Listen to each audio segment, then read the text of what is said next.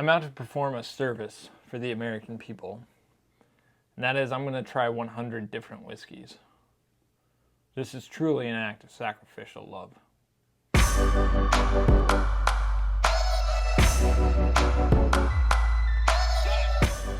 Neat Nation, welcome back. Welcome to the Untitled Whiskey Show with me, Drew P, who drinks whiskey.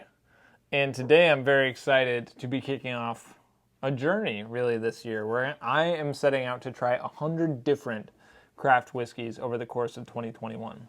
I, like many bourbon geeks, am very familiar with the standard American distilleries. Like, I know Jim Beam products, I know Heaven Hill products, I know Four Roses, Wild Turkey, Buffalo Trace, and on we go. But over the course of the last 10 years, we've seen a massive advent of craft whiskey, meaning that small distilleries are popping up all over the country.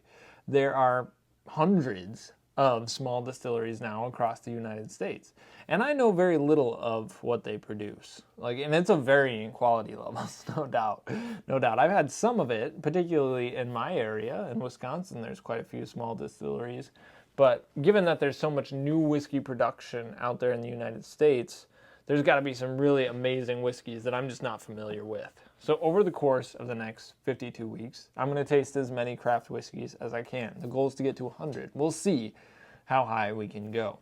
So this includes if somebody is distilling their own stuff, and it doesn't have to be bourbon, it can be any kind of American whiskey. And this would also include blending. So if somebody's doing amazing things with sourcing and blending, I'm counting that as a craft whiskey. So if they're sourcing and blending MGP, that's okay.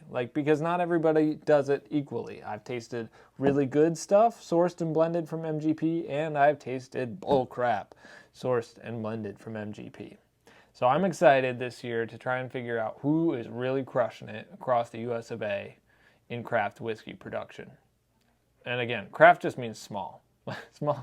Smaller than the big guys. And so folks like New Riff, Woodinville, Wilderness Trail, those are some of the bigger names in craft distilling. I'm sure I'm going to be tasting some of their stuff throughout the year, but I also want to taste some really, really small operations as well. Tonight, we're getting started with 4 whiskeys sent to me by TFL Dad. So big thanks to the members of Neat Nation who follow me on Instagram, which you can do at Drew P Whiskey. My boy TFL Dad sent me some Chattanooga Cask Strength 111. This is Tennessee bourbon. And then he sent me a blind of Cask Strength Ohio whiskeys, which I will taste blind here for you. Then I will tell you what they were, because I'll find out.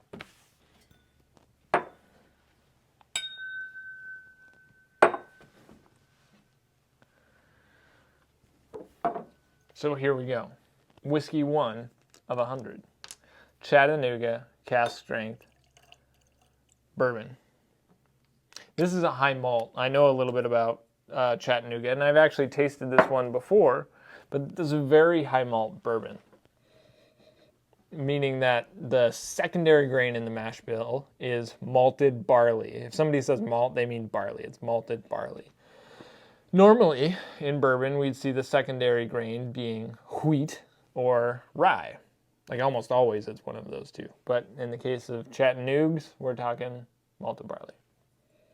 Which it smells like a scotch. When I first tasted this, I was like, could easily confuse this for a cask strength, non-peated Scotch whiskey. And on the palate, that's exactly what it tastes like as well. Now, given that it's a cask strength bourbon, there's a lot of sweetness and heat up front that comes from the corn. It's still 51% corn in the mash bill. It's not a single malt. And I really like it until the back half. The whiskey leaves my mouth kind of feeling dry. It's a sensation that I do not like. And I get sort of a hairspray retronasal. If you've ever been in the bathroom after somebody used hairspray and then you inhale, that's kind of what this whiskey tastes like at the end. And I'll use that tasting note a lot, sometimes with younger whiskeys, because that's what it reminds me of.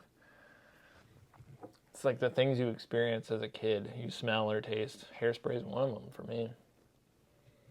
I mean, overall, I find it enjoyable. I would drink this and be like, okay, yeah, interesting. When I want a bourbon, would I go for this? No.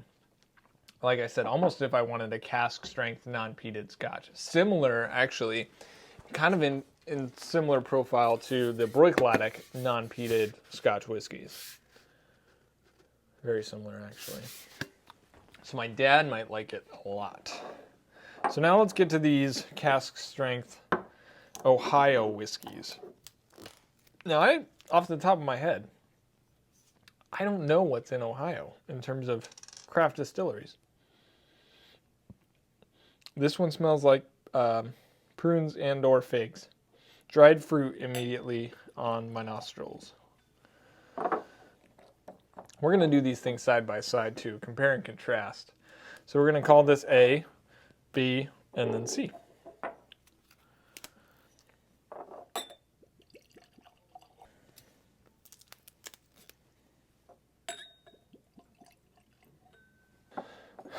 All right, let's do some nosing up in here. Yeah, tons of dried fruit. I also get some gin, actually. So get juniper berries and pine with figs and prunes on that guy. This one smells more like a classic bourbon. Good amount of oak in here, actually.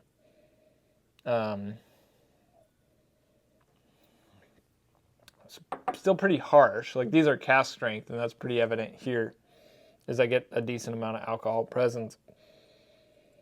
But some rice spice, oak, sweetness. I'm excited to try this one off the nose. This one I think is going to be quite the ride. This one smells like, this one almost is more pruny than this one. So, pruny and sawdust. So prunes and sawdust. This one is a little bit more mellow on the... Guaranteed these two are pretty young. Whereas this one is pruny and sawdusty. This one is figs and gin. I'm going to start with B because it smelled the best to me. Like, it smelled more like a classic bourbon, and I really don't want to wreck my palate on A or C. So let's give this a whack. Really dynamic. So there's a decent amount of age on here. It is hot. I get black pepper, decent amount of oak presence, standard kind of sweetness, a little bit of caramel, not very nutty at all. But this is a really solid, pretty hot bourbon, and I'm really intrigued by it. I'm going to let it sit there for a minute and come back to it.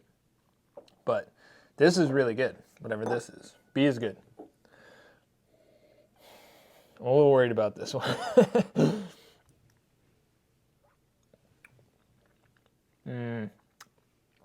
Very young. So if you've ever had White Dog off the still, like, that's a pretty educational experience in terms of tasting. Like, to taste spirit straight off the still. This tastes like it was barely aged. Like, it barely hit the barrel. It tastes like relatively fresh spirit. That said, it's not bad.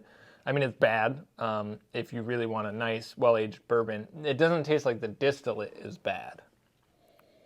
But it tastes like a super, super young bourbon, which is not generally for me. I get some fruit, dried fruit, sweetness, even some fresh fruit, and then a lot of grain, and sort of young, almost chemical type spirit flavors that haven't aged themselves out of the whiskey. So, not crushing it here. Not great. Interesting, but not great. Quite good. Let's move over here. Get some water first. If you're watching this right now and you're like, this guy's not very technical in his tastings. No, the journey is not for me to tell you oh, well, here are all the finer points of these whiskeys. It's to educate myself about what's out there. And I'm going to describe it in as accessible fashion as I can. So, Okay. Okay. I see you. Very sweet. Like apple juice. Some green apple. Almost grapefruity.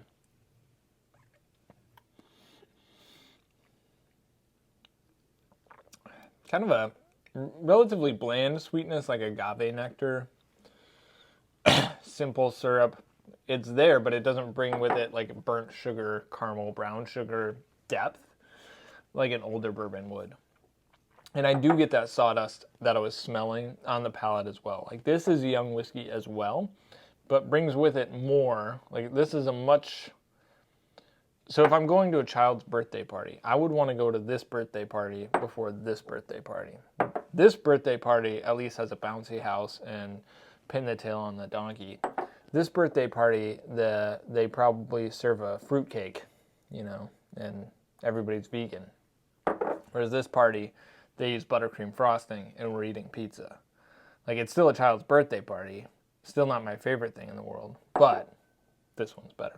All right, let's come back to this one. We get a mouth rinse, and we're gonna give myself a little bit more time here on this very intriguing whiskey. So far, I'm ranking them 1, 2, and 3. A, B, C. 1, 2, 3. This tastes like New Riff, which New Riff is not Ohio. It's just across the river, but New Riff has kind of a youthful exuberance, but it's so full of flavor, rye and cornbread, and it does truly have caramel and baking spices. Like it's just that is a really fun party. This is like a teenager's party where they're watching Die Hard. So you're like, oh yeah, I could go and hang out, knock back a couple beers with the dad while we all watch Die Hard. It's Die Hard. Tastes a lot. I mean, I've had New Riff, and this reminds me of New Riff. If it's not New Riff, I'll be surprised. And then I'll probably buy a bottle of whatever this is. All right, so let's reveal. A, which was the worst one, in my opinion. A is Watershed Distillery Barrel Strength Bourbon finished in apple brandy barrels. Limited release, aged 6 years. 119.3 proof. Distilled in Columbus, Ohio. So I've heard of Watershed, never had them. Barrel strength, aged in apple brandy barrels. Barrel strength bourbon. So they aged it. Wow, gosh. That's really interesting. Aged 6 years. It was bourbon. Then they finished it in apple brandy barrels. But it's so youthful to me, both on the nose and in the palate. Like it doesn't taste at all like it was aged anywhere close to 6 years.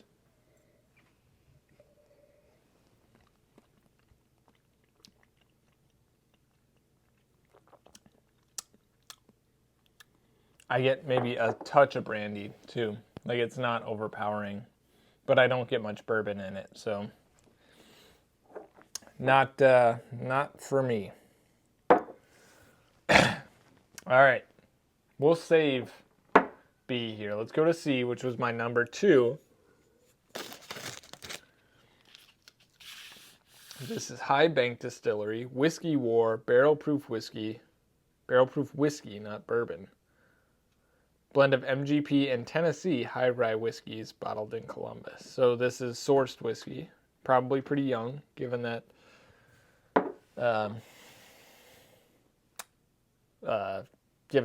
sawdust note I was getting.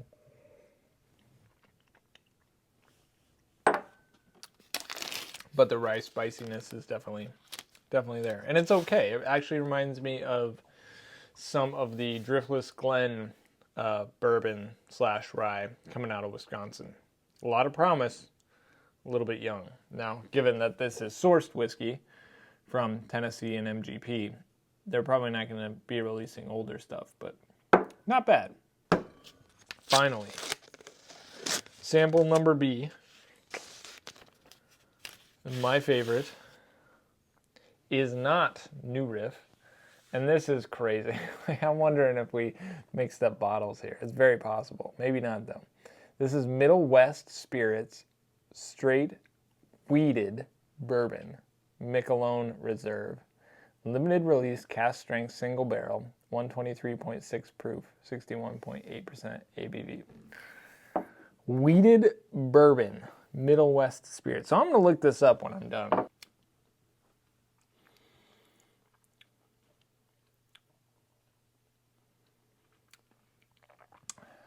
When you suggest to me wheated, and I go back and hit it, it bears a passing resemblance to some of the Maker's Mark cast strength stuff. Way more harsh, given that this is probably not that old. But I still get a lot of spice for a wheated. Like it is, when you say wheated, I'm like, oh, okay. Like I get some of that Maker's sort of wheated crossover. But the amount of spice up in this wheated bourbon is pretty redonk. I stand by all the baking spices, get some black pepper. But I said straight up that I tasted rye. Apparently I was wrong. So just color me surprised. But lots going on in that dram. A lot of promise coming out of Middle West Spirits, a company I've never heard of. Oh, Squad. You know why it's so... I did taste rye. I just looked it up. It's a 4-grain bourbon. Wheat, rye, barley, and corn, obviously, because it's bourbon. Huh. Really dope looking bottle, too. So, Middle West Spirits, the Michelon. Don't know how to pronounce it, but interesting product here. Worth trying, I think. Very interesting. If you were to try something, try the Chattanooga cast strength. Try this Middle West Miquelon Reserve. Good stuff. I am intrigued when we get another 10 years, maybe even 5 years down the road, how craft whiskeys are going to be popping in terms of their flavor across the United States. Should be pretty rad to watch. That's Whiskies 1 through 4 in my 100 craft whiskey journey through 2021. Follow along. I'll be dropping videos probably weekly, doing somewhere in the range of 3 to 5 whiskeys to carry us through what will prove to be a very interesting and I'm sure eventful year. If you like this video, get down, smash the like button, and subscribe to follow along. I appreciate that. Hope you guys are having a swell week. Hope you're drinking something rad. Stay healthy, stay safe, and remember to keep it neat.